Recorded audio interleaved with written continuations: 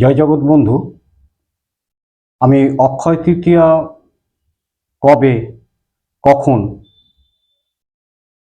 কিভাবে পুজো করতে হয় সেটা আমি বলে দিচ্ছি আজকে। এরপরে আমি পুরো ছবিটাই পাঠিয়ে দেবো, কারণ এখনো একটু দেরি আছে তো, মাসের শেষে, এই মাসের শেষে। তো অক্ষয় তৃতীয়া কেন এই দিনটা বড়, এর মাহাত্ম্য কেন, তার আগে দু চারটে কথা বলে নিই। অক্ষয় তৃতীয়ার তাৎপর্য, এই দিনকে, এই অক্ষয় তৃতীয়ার দিনকে আপনি যে কোনো কাজ করবেন তা ফলপ্রসূ হবেই। কারণ কি বলছে, বিষ্ণুর ষষ্ঠ অবতার।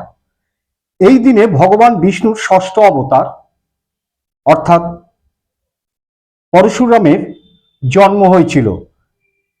এই পরশুরামের জন্ম হতে এই দিনটিকে আবার পরশুরাম জয়ন্তী হিসাবেও পালন করা হয়। মহাভারত রচনা আবার এই দিনকেই বেদব্যাস এবং শ্রী গণেশ এই দিনটাতে মহাভারত রচনা শুরু করেছিলেন। যুগের পরিবর্তন, এই অক্ষয় তৃতীয়ার দিনকেই যুগের পরিবর্তন হয়েছিল। কি যুগ?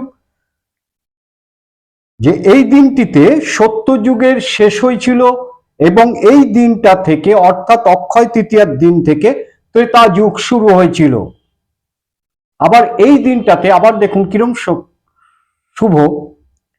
কুবের ঘোর তপস্যা করেছিলেন, তপস্যার পরে এই অক্ষয় তৃতীয়াতে তিনি ফল লাভ করেছিলেন ভগবান শিবের কাছ থেকে। ভগবান শিব অর্থাৎ মহাদেব তাকে অগাধ ধনসম্পত্তি ও ঐশ্বর্য প্রদান করেছিলেন। এটা গেল তাৎপর্য। এবং এই মহা দিনটি কবে আসছে আমি সেটা বলে দিচ্ছি।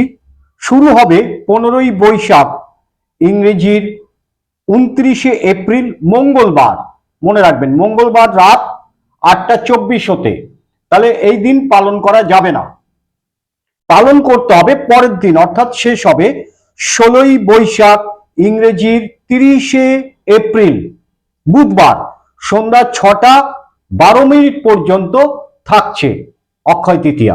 অর্থাৎ আগের দিন মঙ্গলবার 29শে এপ্রিল 8টা 24 লাগছে, পরের দিন অর্থাৎ বুধবার 30শে এপ্রিল 6টা 12 ছাড়ছে। অর্থাৎ আপনাকে পুজো করতে হবে এই বুধবার দিনকে। সারাদিন আপনি টাইম পাচ্ছেন, সন্ধ্যা 6টা অবধি অর্থাৎ 6টা 12 অবধি আপনি টাইম পাচ্ছেন। আচ্ছা, এর ফলাফল কি হবে?